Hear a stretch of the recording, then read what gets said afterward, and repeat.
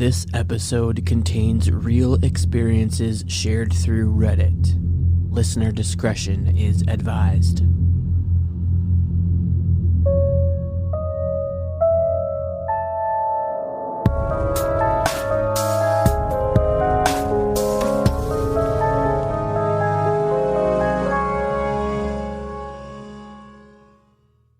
This is a story that's really been bothering me lately for absolutely no reason whatsoever. A few months back, I just had this dream that brought back this memory I tried to suppress growing up. But as of recently, it's been weighing on my mind. Growing up in 2005, on the edge of the suburbs, there was a large grove of trees and hills by some railroad tracks that led to a big forest about half a mile from my house. When I was 9 years old, me and my neighborhood friends would ride our bikes to the railroad tracks and walk to the forest to go explore the random pieces of furniture and junk in this peculiar forest. We'd play card games, do homework, and hang with friends out there for about an hour or two, but never sat out there too long. There were small abandoned houses here and there in this forest that we stayed away from, as one neighborhood friend, Michael, told me there was a homeless man who lived in one of them, and if you saw him, run. So right off the bat, after hearing this, going near this house in the woods was as scary as could be. One chilly November afternoon, after school, I came home and dropped off my backpack at the house and immediately went to the woods. My bike was broken, so I walked. Michael had told me at school that day to meet him in this open area of the forest to play Pokemon with him. This was something we'd frequently do growing up, just to pass the time until our parents got home about 4 p.m., so it was nothing unusual. As I crossed the railroad tracks into the forest, I instantly felt a weird sensation. That feeling you feel when someone is watching you. I looked all around and couldn't see anyone. So I thought I was just getting spooked, as the rather overcast day was very eerie anyway. Trekking through the autumn leaves scattered across this large wooded area, I came upon the big open area where I was supposed to meet Michael. Near the area where we normally met was his notebook, open. On the page was written, "Hey, I had to go back home and grab some batteries for my Game Boy. Wait for me here, I'll be back soon. Michael." So I waited. Being alone, especially feeling like someone was watching me, made this peculiar moment very uncomfortable. However, I convinced myself I was just being a wuss and decided to wait for Michael. I sat down and began playing my Game Boy. It wasn't too long until that sensation of being watched grew into utter paranoia. I kept frantically looking up from my Game Boy and checking my watch to see how long I'd been waiting. I'd been sitting there for 30 minutes. It was beginning to get dark. Then, I heard some leaves crunch. I looked in the direction of the sound and briefly saw a dark hooded figure peeking from behind a few trees and hide back behind them. My skin crawled, and I immediately jumped up from where I was sitting and froze in my tracks, staring. I screamed, "Hello?" to see if anyone was there. I was quickly reminded I wasn't alone when I saw this tall, dirty-looking hooded man peek back around from the trees. He called back, "Hey, buddy." I picked up Michael's notebook and ran for my life. I ran so fast I barely had time to look behind me. However, I heard leaves crunching not too far behind me. It was the man running after me. He was screaming for me to come back, and I just wanted to talk to you, I'm sorry.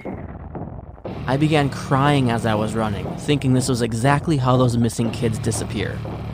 I ran and ran and ran until I literally tripped over the railroad tracks and cut up my knees. Michael was just getting to the railroad tracks. He saw me, dirty and bloody and crying hysterically, and I screamed at him to run. Without question, we ran all the way home. The hooded man was nowhere to be seen once we left the railroad tracks. I last saw him standing in the woods, defeated that he couldn't catch me or something, I don't know. I told Michael everything, and we never went back to the woods ever again. Years later, in 2016, they bulldozed the woods and built a neighborhood there. We later found out from fellow neighborhood friends who were in the area, the same thing had happened to them growing up. To this day, this is probably one of the scariest stories growing up.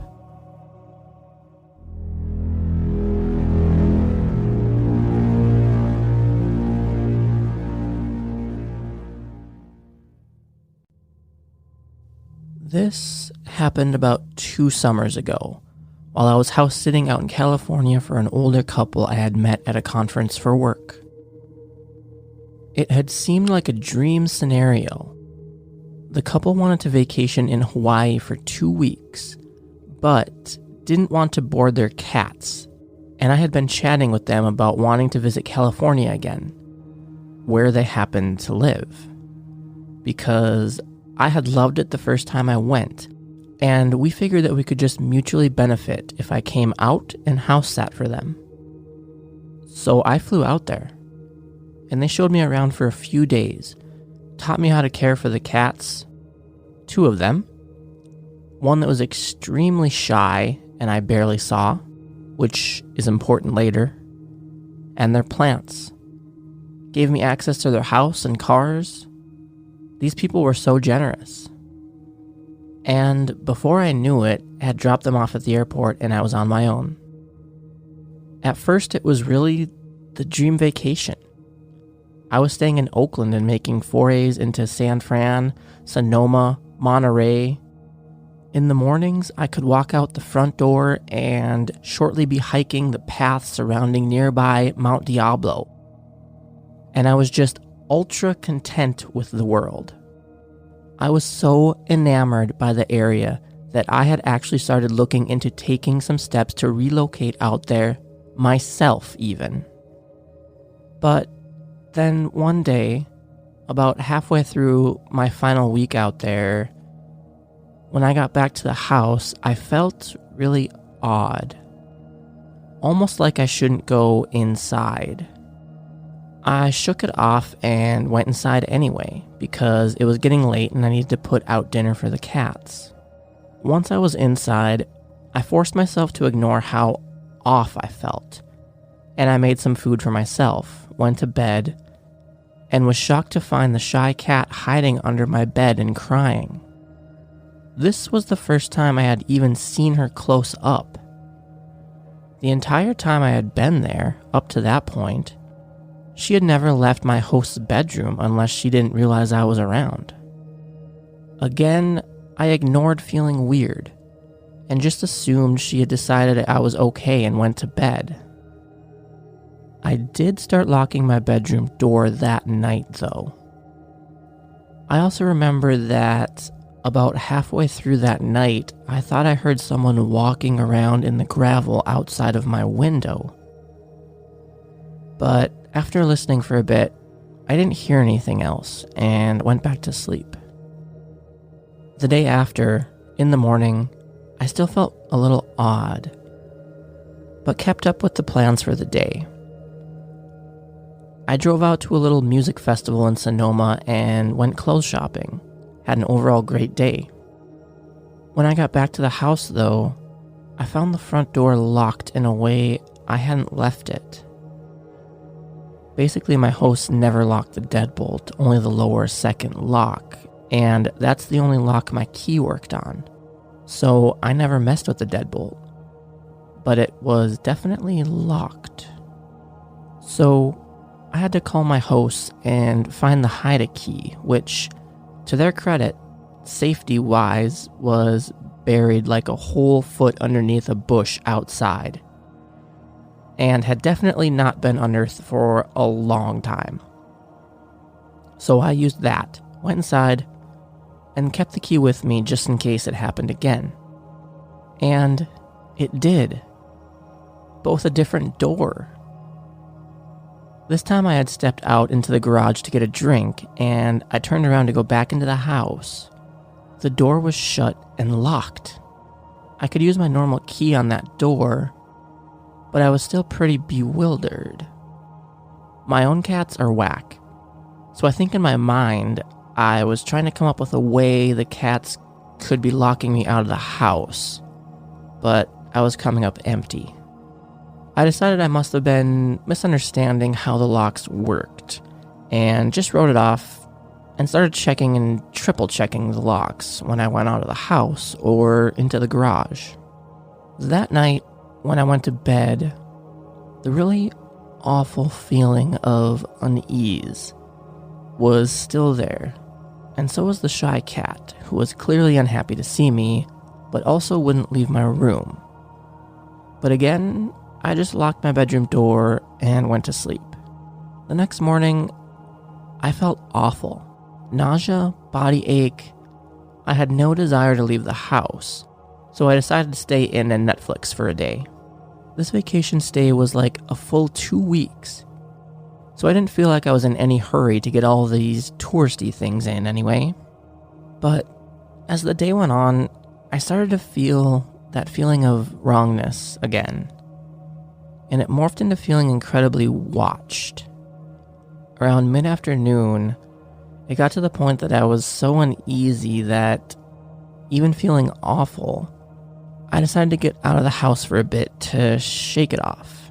I was getting a bit low on food, so I went to the grocery store and bought a couple food items that I didn't think would hurt my stomach. And as I started to leave the checkout, the cashier said the generic, "Have a great evening," and I just instantly started crying, shocking myself and the poor cashier, because I just had this intrusive thought that said, "You might be the last person to ever say that to me." When I got to my car, I was still crying, and my entire body was telling me not to drive back to that house.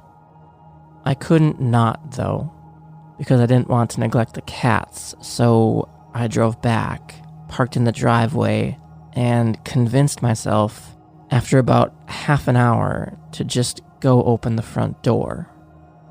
Once I did that, I thought I would get over it and be able to go in and at least feed the cats. And then maybe I'd go get a hotel room after. But my body physically would not let me inside. It was like I was stuck in the entryway. I then made a deal with myself. I would yell into the house saying I had already called the police and that they were on their way.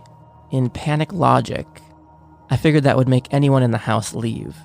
So I faced the inside of the house, looked down the hallway towards the bedrooms, and I did just that. The second I had finished saying, "They're almost here, so if you want to avoid being arrested, you need to leave now," the light in my host's room turned on, and I heard someone banging. I immediately hightailed it back to the car, called the police for real, and proceeded to have a mental breakdown while talking to the dispatcher. Once they got there, they checked the house and didn't find anyone. But the double doors in the host's bedroom were left wide open. I'm so glad the cats didn't get out. And there was a pile of food wrappers in the corner behind the blinds. So they said it looked like someone had been in there. What makes it so scary to me is that nothing was taken. And that based on the shape of the house, that would have been the perfect vantage point to see me in the living room as I stayed home sick. Also, the minute the police were gone, The shy cat was right back in my host's bedroom, and I didn't see her again until I left to go back home. So basically, I think the intruder had been there at least 2 days, forcing her to choose between two strangers and leading her to choose the one that was at least a little bit strange, me. It messed me up pretty bad, especially because they didn't catch the person and didn't seem to have any desire to look, and I still had to stay in that house for the next 3 days. Nothing else odd happened, and I didn't feel anything off for the rest of the time I was there, but the damage was done. I've never felt completely safe in a home without doing a complete search before bed since, but I'm extremely glad my gut spoke up. I guess I'd rather have some residual anxiety than be dead.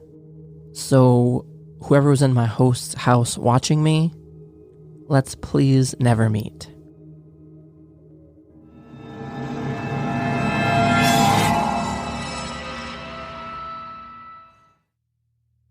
So, I've been a career paramedic, but this happened when I had only been one for 5 years. This has never left me to this day, and I shit you not, it happened exactly like this. I was driving home on a rural highway one rainy afternoon. It was really pouring and traffic had slowed to about 50 miles per hour. I was following two vehicles, and we rounded a bend in the road as a small sports car on the opposite side crossed the center line and hit the small SUV that was leading the three of us vehicles on my side of the road. I immediately pulled over and called 911. It was a bad one. I got out to check on everyone. There was wailing coming from the SUV on the side of the road. That's always a good thing, because people are breathing. So I went down into the field past the ditch to check on the sports car. There were two young guys in the car. The force of the impact had driven the engine to where the front passenger seat should be. The passenger was still buckled, his crumpled hand grabbing the "oh shit" handle overhead, the entire section of the car shoved into the back seat area. The back of the car had peeled away, as had the passenger's top of his head. His jawbone jutted out, raw and jagged. He was clearly deceased, but I felt for a pulse anyway, all while listening to the gasping, ragged, dragging breaths of the driver. No pulse on the passenger. I tried to figure out how to deal with the driver, but there was nothing I could do. The car had literally wrapped around him, and it would take an extraction team to get him out. Listening to his dying breathing, I apologized out loud to him that I couldn't do more. Told him I was sorry to leave him, but others needed my help too. In my heart, I knew he'd never make it, so I went to render aid where it was needed. In triage, we call this black tagging a patient who isn't going to survive. I did what I could for the family in the SUV.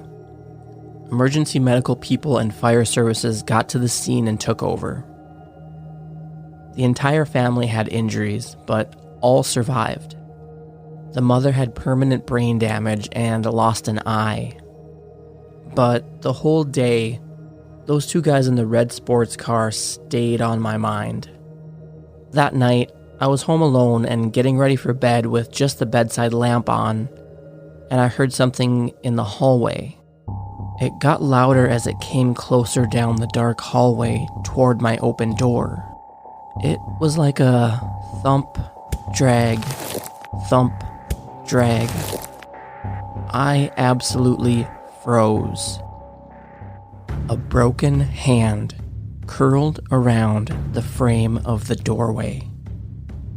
And then, that kid from the passenger seat was standing there, busted up, just like he was in the car. I'm totally serious. He looked at me, and I can't recall the exact words of what he said, but it was something along the lines of, "Hey, my friend wants you to know he understands. He wants you to know he's okay. We both are. Thanks for trying." He stood there a few more seconds, just looking at me. And then he stepped back into the shadows, let go of the door frame, and I listened to him drag back down the hallway into nothing. I turned on every damn light I could. I slept with the lights on for 2 full weeks. I clipped out their death notices from the paper later that week. Turns out they were both high school seniors on their way home from a wrestling tournament. Their car hydroplaned from what the investigation determined. I never would have recognized the blonde-headed kid had he come back to me as his healthy, unwrecked self. Freaked me the hell out that he came back to me busted up. I still have the newspaper clippings. I'll never forget them, nor the ghostly visit. Anyway, that's my experience. I've seen a lot of shit in my 29-year career, but nothing quite that visceral before nor since.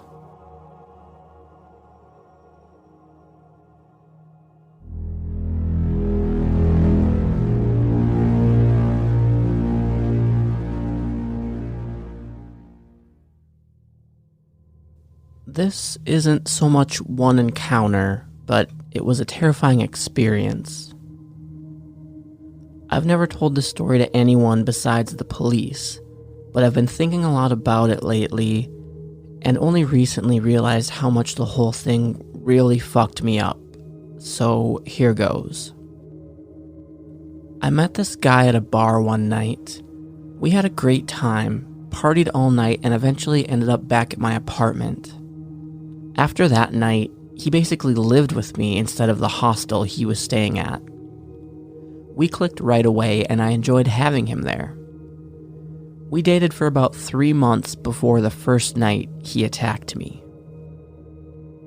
It was the night of my 30th birthday. We celebrated, had a blast, and passed out at about 3 a.m. He had told me he suffered from PTSD and night terrors. He had woken up many nights freaking out. I was deeply passed out when I awoke to 5 quick blows to the head and face. I tried to cover myself, not knowing at all what the fuck was happening when I realized my arms were pinned at the sides. He was sitting on my chest with his legs on my arms and strangling me before I had any idea where I even was. I only remember the light fading and going black as he squeezed harder on my neck. When he let go, the blood eventually rushed back to my brain, and I remember seeing him walk to the bathroom. At that point, I grabbed the dogs and ran to my car and took off. He must have passed back out. He called me hours later, completely confused as to where I went. I told him everything he had done, and he promised me he didn't mean to do any of that. He would never do that on purpose, and he promised me to seek help. I agreed to come back on the terms if he even scared me again, he'd be gone. Exactly 1 week later, again in my sleep, I woke up to him on top of me, but not doing anything. I slowly pushed him off and pretended to be getting ready for work. Out of nowhere, he jumped up and sucker punched me in the mouth. I fell onto the bed and he again tried to strangle me. This time I didn't fight and pretended to pass out. He let me go once he thought I was passed out and went to the kitchen. As soon as he left, I grabbed my dogs again and booked it to the car. I jumped in the car and locked it. This time he chased me. That was when I realized this wasn't some PTSD nightmare sleepwalking freakout. He was a psychopath. He was awake and very coherent. He was screaming that he'd burn my house down if I didn't come out, trying to break the windows to get into my car. As soon as I got the doors locked, I called the cops. He went back inside. When the cops arrived, I told them he's crazy and might try to attack them. When they went in, he was quietly waiting for them and went with them without any resistance. He knew what he did. It wasn't until the trial I found out that there was a knife in my bed. When he let go of me and went to the kitchen thinking I was passed out, he went to get a butcher's knife and left it on the bed when he chased me out. No one can prove what he was planning, but I am convinced he was going to stab me to death. He wasn't charged with anything in the end because the DA pulled some fancy lawyering maneuvering and tricked him into walking right into the arms of ICE as soon as he left the courthouse. I have to say that was satisfying to watch. He was deported and banned from the country. He still tries to contact me on social media by making new accounts to try to get me to help with his appeal to be allowed back. Nope. He still claims he wasn't awake for any of this. I don't know what I believe, but I know I feel a fuck of a lot safer with him on the other side of the globe. I've been having a hard time sleeping since then. I kind of brushed everything off and carried on with my life as if none of this ever happened. Thinking about it recently, I realized being attacked in your sleep and coming that close to possibly being a murder victim might cause some lasting psychological damage. I'm considering seeking help. I think maybe sharing the story for once might be a healthy first step.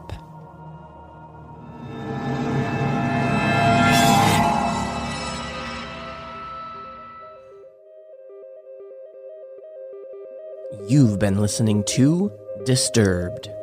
The Reddit stories you heard in this episode were House Sitting Gone Wrong by Blading Beastie, I Was Being Watched in the Woods as a Kid by Tie-Dye Dreamer, Paramedic Experience by Rowan0301, and I Was Almost Killed by My Ex-Boyfriend Twice by Dar Fucking Rocks. You can see photos and sources on our website, disturbedpodcast.com. If you enjoyed this episode, help us grow by sharing the show with a friend, and make sure you subscribe wherever you're listening so you always get the newest episodes automatically. Don't forget to check out our Patreon fan club where you can support the show and get awesome perks like ad-free episodes, shoutouts, early access, and bonus episodes. You can do that over at disturbedpodcast.com/fanclub. Find us on social at Disturbed Podcast. All of the main equipment and gear used to make this episode possible is linked in the show notes. This is the equipment I personally use and highly recommend. We'll be back next week with a brand new episode.